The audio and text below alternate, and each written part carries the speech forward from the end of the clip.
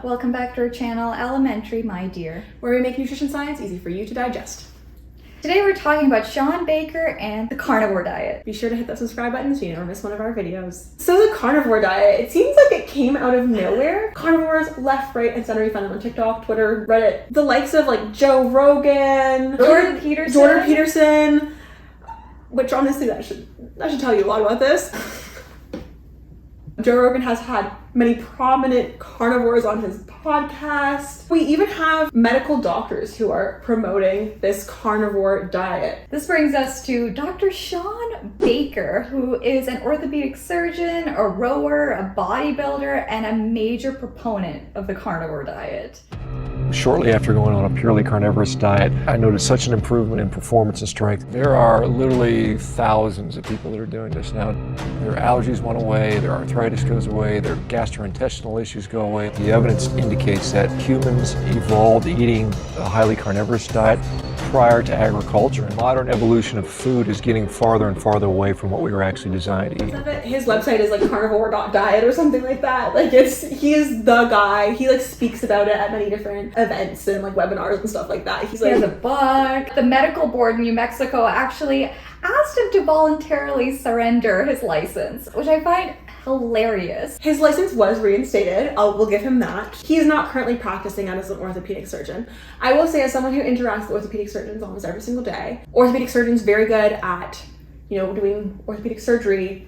When it comes to nutrition, there is a little bit of a knowledge gap. It really depends on who you talk to, but in general, in my experience, there's a little bit of a knowledge gap. It sounds like his defense was like, oh, they just got mad because I was like focusing on lifestyle stuff. It's like, well, if during your orthopedic surgery job, you're not doing your job, yeah, the organization that you work for is probably going to be displeased. Typically, giving up your license comes after something major, like maybe putting someone's treatment or life at risk. I don't know. I know, especially in the States, it's kind of hard to lose your medical license. So let's talk about the carnivore diet. I mean, I think it's right there in the name. You probably can guess what it is. You're pretty much getting all of your nutrients from animal foods. The carnivore diet does have some variation between people. Some people allow like chicken and fish. Some people don't. Some people have small amounts of plant food. Some people are just straight red meat, salt, and water, and that's it. If you're afraid of red meat, it's a sign of mental weakness, in my view. It is a sign you are very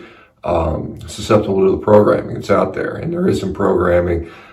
They want you eating processed slop. But for the most part, most people, speaking of carnivores, oh, she's gone. A lot of people who follow this diet do believe that plant foods are harmful. This is very much in line with the Dr. Gundry's and the Dr. Fetka. Sorry, it's been my bad. The issue with disease and what's causing disease has to do with plant food. The thing with this diet that is so interesting is that it circumvents like basically all knowledge that we have within the field of nutrition. I think maybe what sets the carnivore diet maybe apart from a lot of other diets is that it is encouraged to not track things like macros or calories and kind of just more listen to your body and kind of go with your primal instincts a little bit more, because the underlying premise behind the carnivore diet is the idea that from an evolutionary perspective, maybe humans predominantly ate animal products way back in the day, like pre-agriculture. Biologically, we're more designed to eat those types of foods compared to plant foods, which in and of itself is a flawed premise. And also the idea that how we ate pre-agriculture is somehow supportive of optimal health. I mean, that's also something that you would have to show to be true, because I don't think that it is true. But it is funny because the way that most carnivores eat, the idea of having like 6 eggs for breakfast and then having a steak for lunch and a steak for dinner, it's like, I don't think that's what people were eating. I don't think they had steady access to an abundance of animal foods every single day. I'm not an anthropologist, so if we have any anthropologists watching, maybe you can correct me, but from what I do know, quite a bit of our diet way back when, before the agricultural revolution, was based off of foraging. If you go back far enough, most of the actual animal products that we were getting were actually from foraging, so things like bone marrow, etc. As we developed more as a species, we were able to hunt, but the vast majority of energy from the diet was coming from tubers, roots, berries, fruits, nuts. So what are you talking about? What am I talking about? Shawn Baker. Oh, yes. That was Shawn Baker, not to you. Sorry.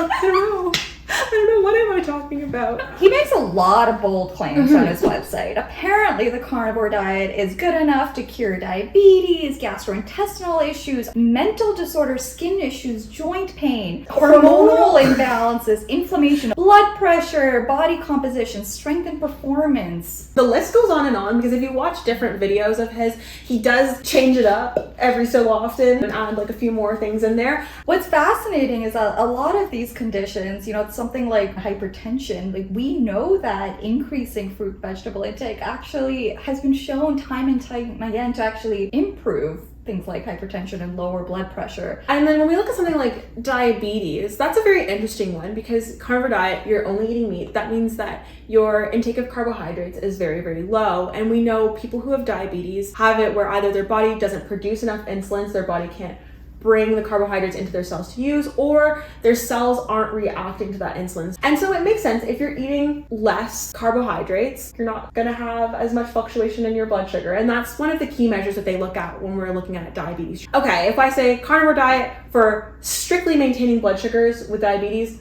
I would say, yeah, that makes sense. That tracks. That tracks. But I think it's worth noting that that's not the only way to lower your A1C and maintain your blood sugar levels.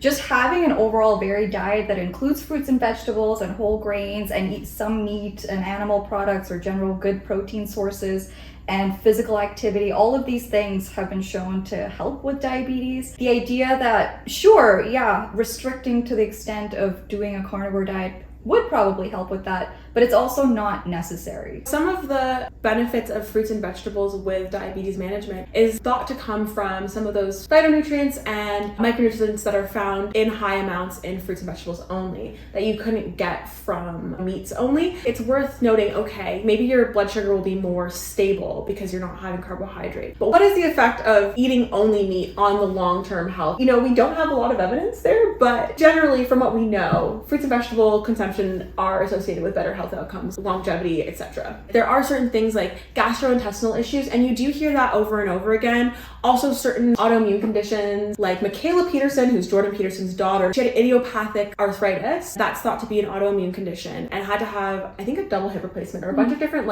joints replaced at a really young age. And I think when people have idiopathic anything, it's like, okay, well, what can we point to? What we look at? I could see for someone in that position why turning something so extreme as a carnivore diet would be beneficial. And for her, apparently it's been very beneficial and it's worked for her. Okay, well, what would be the mechanisms at play? She says that just all plants are dangerous and meant to kill you, and that's the role of plants. But it could be that there is something in the diet that was aggravating these autoimmune symptoms. By going to such a bare bones, only meat, salt and water diet, you're basically doing a very extreme form of the elimination diet. Maybe there was no need to cut out everything. It could have just been a couple things and then you'd be good to go. And I think that's the same with joint issues, gastrointestinal issues.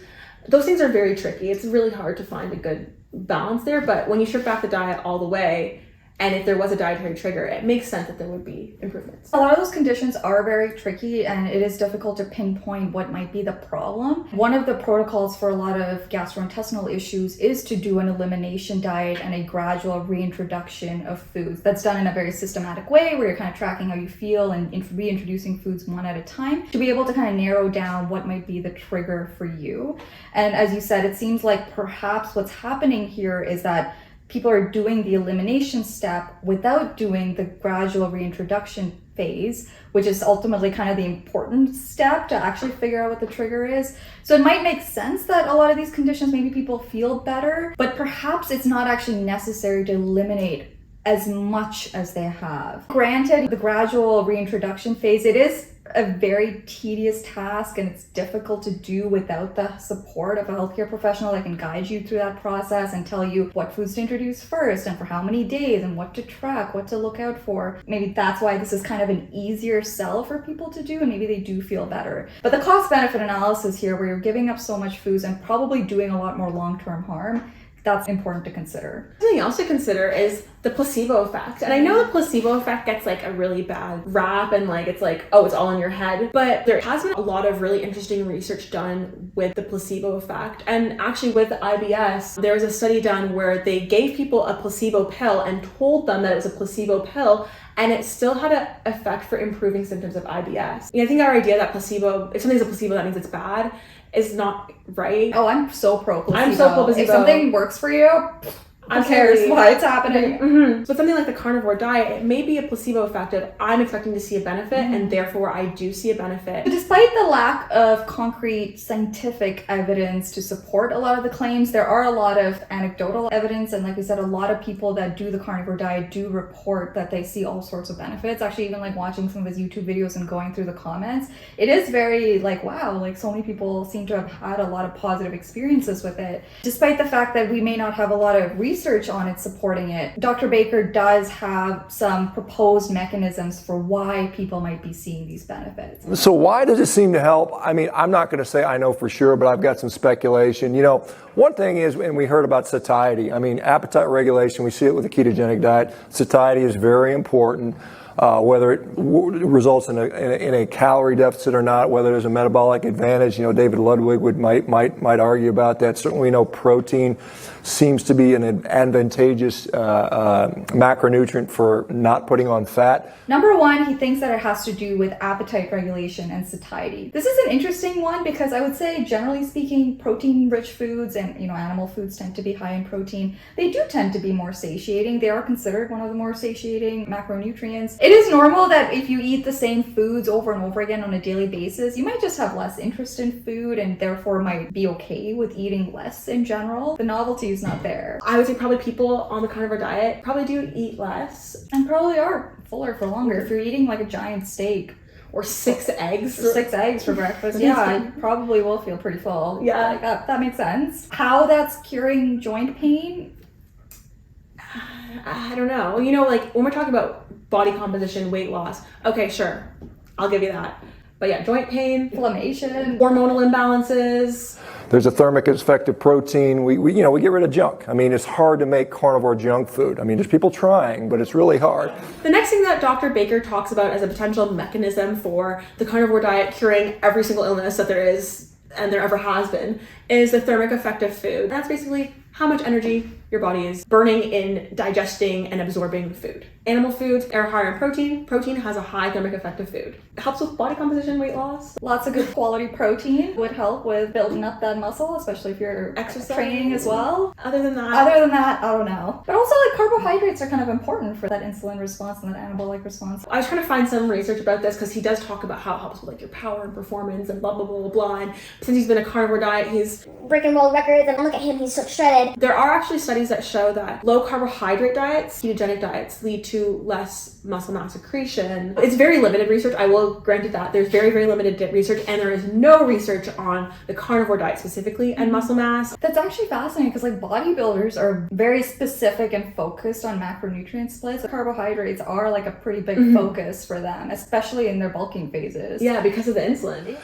Craving and addiction extinction. I think this is something that is very unique, and our last speaker just talked about getting rid of sweet, and I think that's a very important part of this. And whether you do it for the rest of your life or for a finite period of time, it's very important to do that. And uniquely, I think when we're getting high quality nutrition, it's easier to deal physiologically with those cravings, and then the psychological part can be addressed. Okay, if you limit yourself to something, okay, you're not going to eat the thing that you're craving. A lot of cravings, as far as I know, a lot of cravings, there is like a conditioned learning element of it. Like, for example, if after every meal you happen to have something sweet, it's very normal that after you finish eating, because you've been conditioned to want something sweet after a meal, chances are you'll have that feeling over and over again. Perhaps just breaking that cycle can maybe break that Pavlovian association. I don't even know if this is true, but if that is true, perhaps that's what's happening. We're really giving Dr. Baker the benefit of the doubt here. I do know that we see people take on very unsustainable diets where they're limited to certain foods. They can't keep the diet up, and then they go back to eating exactly how they were and going back to their probably food even cravings. binging a little bit on whatever they were restricting before. There isn't evidence on the carnivore diet specifically, so I don't know. Maybe just only eating meat is the cure to all food cravings, and that's what we need to do when people have food cravings to make them stop. I don't know. See, when you have glucose, it's very stable, and resolution of hyperinsulinemia on a carnivore diet seems to help with that, just like many people see on a ketogenic diet. So those things all seem to be favorable for why it seems to work. His other proposed mechanism is glucose stabilization. If you aren't eating a lot of carbohydrates like at all, yeah, obviously your blood sugar levels are going to stay fairly stable. But again, Is it necessary to go through that level of extreme restriction to achieve that? No. Something as simple as having more balanced meals where you're pairing carbohydrates with other foods like proteins and fats and fiber will actually help with glucose stabilization. For people who don't have diabetes, there's not really anything to say that slight fluctuations in your blood glucose is bad. And we have a whole system at play that handles that. Like the reason we make insulin is specifically to handle blood sugar and keep it stable. Your body's really good at like handling your blood sugar. What else does he have to say? And then there's a lot of thought around gut permeability. I know there's a lot of thought on microbiome, which I think there's a lot of early sort of conclusions about the microbiome, which I don't think we can make yet, but certainly I do see gut permeability seem to be an issue that helps. And then this is the wildest one for me. He does preface it saying like, oh, there's like just preliminary research that we don't really know. But he talks about the normalization of gut health and gut permeability. The thing that's beneficial for gut health is having a vast amount of probiotic bacteria in your stomach, and the way we keep them happy and healthy is through eating fiber and plant foods. So not only does Dr. Baker think that eating animal products exclusively provide a lot of valuable health benefits, he actually also dismisses the plethora of research that shows that plant foods are amazing for us. So nutrition science, I put quotes around that, and I know Dr. Westman's done a lot of the research, but there is a lot of problems with nutrition science. I think we need to be realistic about that, about what we can say and what we can't say. I think short-term stuff we can say a lot. I think long-term stuff about the effects of nutrition on mortality, disease based on epidemiologic studies, which is the vast majority of what we do, in nutrition science, has some big holes in it. Again, predicting the future. Again, using these nutritional studies. So, can anybody tell me the randomized control trial of any diet where they put people long enough to get hard endpoint clinical outcomes? That would be 20 years in a metabolic ward using twins, controlling every variable, so you can say definitively what causes heart disease, cancer, and so on and so forth. So we don't have that. So we end up using this lower quality evidence, this nutritional epidemiology, some animal studies, or biomarker outcomes. We can short term, we can see whose cholesterol goes up, whose cholesterol goes down. Those things are really just not good for making these determinations. His perspective is that almost all of it is observational research and therefore shouldn't really count. We kind of talked about the limitations of nutrition research a lot. It is true, a lot of it, especially when you're looking at long-term health outcomes like disease state outcomes or things like mortality. Those do tend to be observational research because we can't just lock people up in a laboratory for decades. Does that mean that we can dismiss all the observational research that's out there? No. Recognizing that that is a limitation of epidemiological research and a lot of nutrition research when you're looking at long-term health outcomes, we do have other ways of knowing with fairly good confidence that there is probably a causal relationship based on something called the Bradford-Hill criteria for causality. It's about 10 items, and we have all that. The research on plant foods and vegetables and fruits and legumes and stuff, it's all there. He's very quick to point out the limitations in nutrition research, but then is okay with instead just looking at anecdotal reports. We love personal experience, and we say it all the time, like if something works for you, that's amazing. But to say that somehow that anecdotal evidence is somehow better than the other is an odd stance. They both have their place, they both have value. If anything, like observational research is just like, if the study had 300,000 people, it's 300,000 anecdotes in one. So essential requirements for nutrition, this is biochemistry. This is not controversial. We need essential fats, essential amino acids, vitamins, and then minerals. And some people put micronutrients there, but I think minerals covers that pretty well. This is what we clearly have to survive as human beings. What we don't need, and this is a controversial start, do we need plants? I haven't had them in 3 years, I'm not dead. So if we say there's an essential plant, I challenge you to point out, tell me which one is it? Which one is it? Because, and how many do you need? Where do they grow? Do they grow everywhere in the world?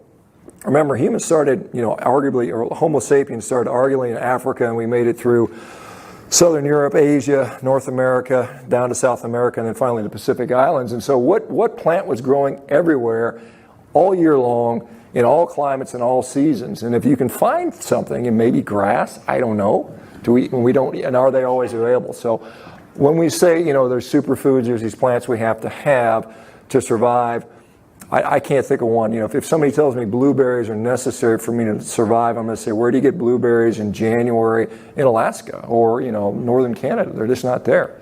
His other argument as to why plants are not necessary in the diet is that all we need are essential fats, essential amino acids, and micronutrients. But there is no one specific plant that we need to eat because there are no essential plants.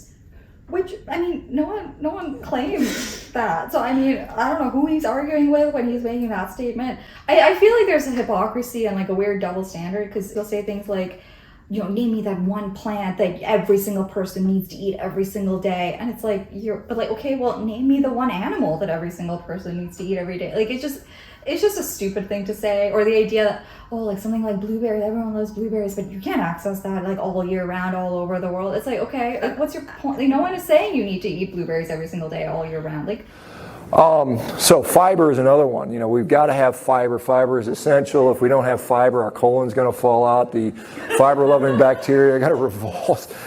You know, but that just doesn't happen. And so, you know, one of the thoughts, you know, the latest belief that fiber is necessary so we can produce these things called short-chain fatty acids. One in particular I'd like to point out is butyrate, because it seems to help with the colonocytes, their health. And there's this, you know, for you guys that are on ketogenic diets, you've probably heard of beta-hydroxybutyrate. It sounds a lot like butyrate, right?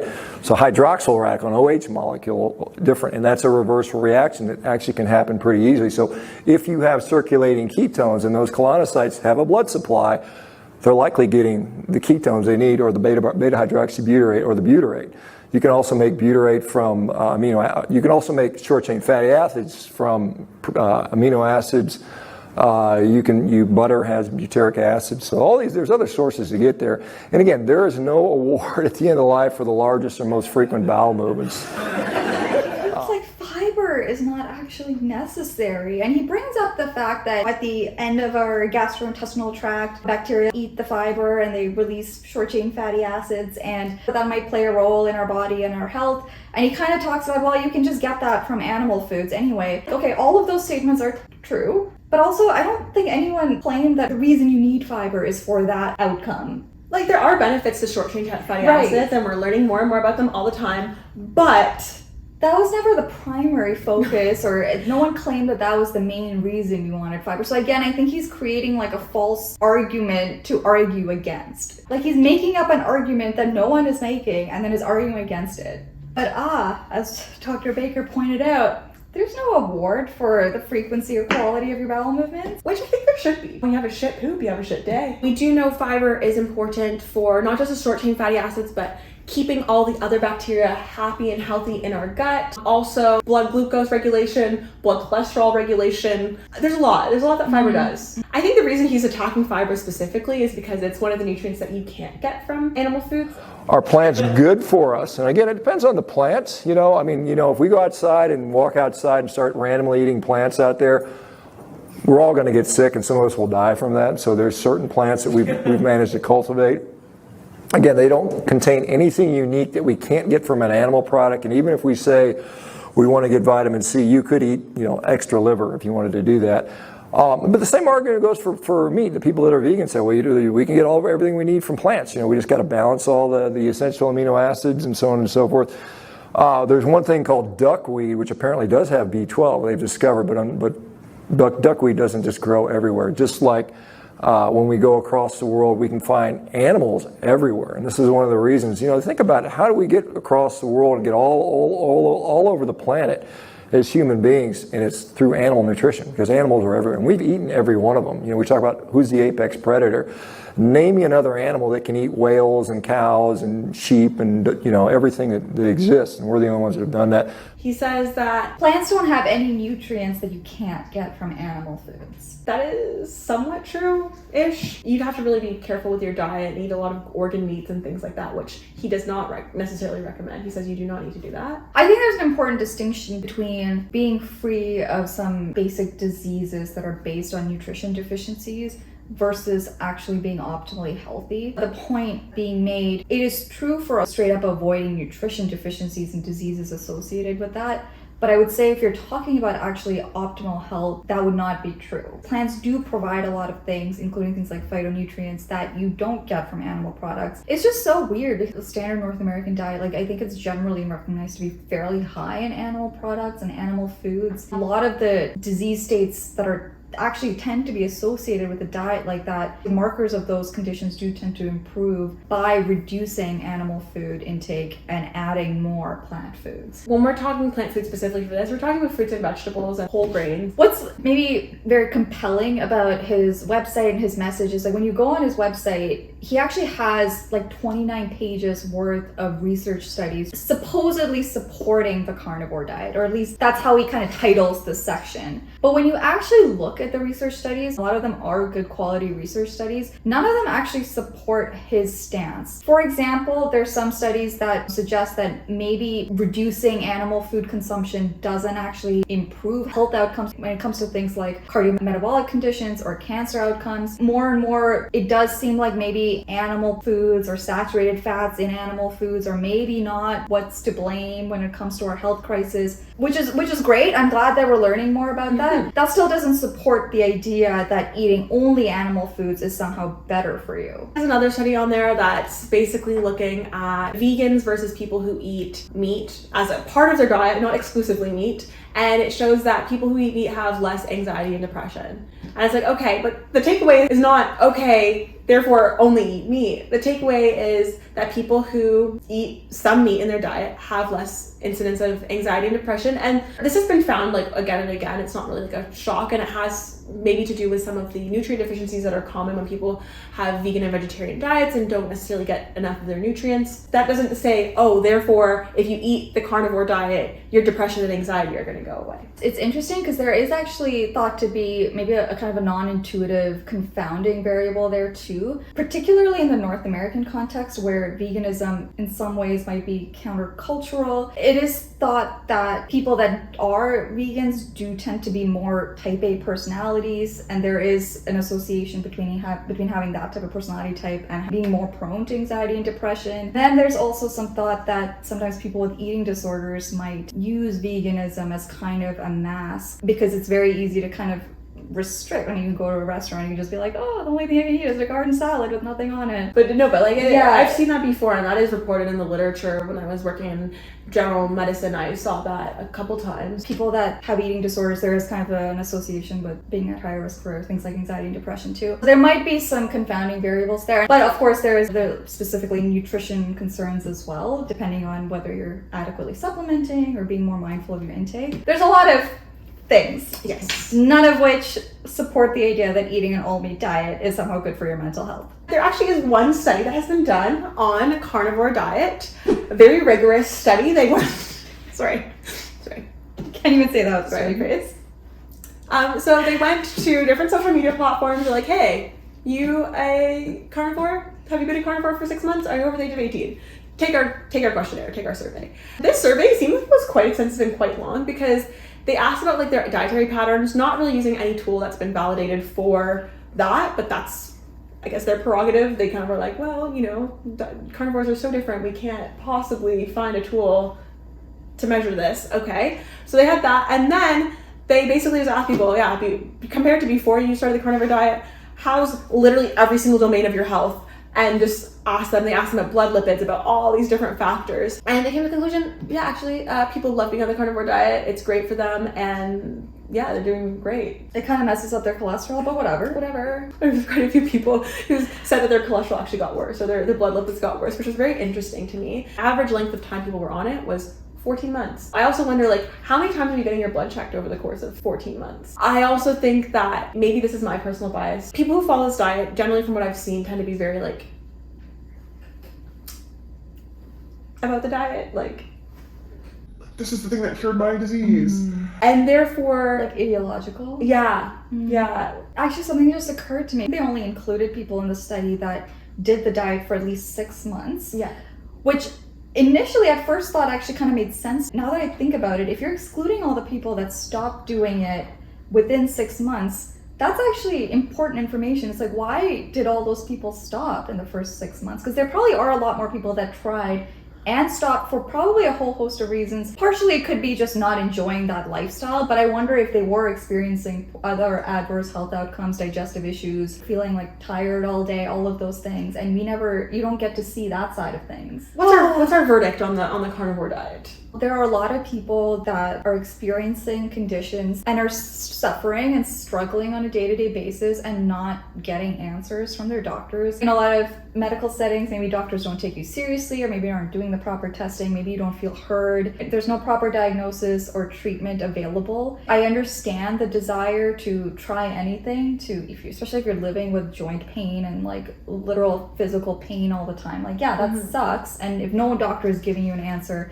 and if you do something like this and you're feeling better, I'm glad that people are having positive experiences with it, at least in the short term. I would caution against doing it forever, because chances are there will be adverse health outcomes to come. I do also feel like whatever benefit you're getting from the carnivore diet, there's probably a way to get that benefit without going straight up doing the carnivore diet. We do need more knowledge on this diet because there are more and more people adopting it. An absence of evidence is not an evidence of absence. However, when we're looking at the totality of the evidence, we do know that fruits and vegetables specifically and whole grains are beneficial to health outcomes. A lot of people are taking this on because they have health conditions that haven't been addressed, but also a lot of people are just taking it on because it's popular. And I would really caution, especially those people, to maybe not do that. And maybe to Joe Rogan, I would say stop promoting this on your channel. On that note, thank you so much for watching. Be sure to click that like button and leave us a comment and subscribe. Hit that notification bell so you never miss a video. And follow us on Instagram and TikTok as well. Thanks for watching.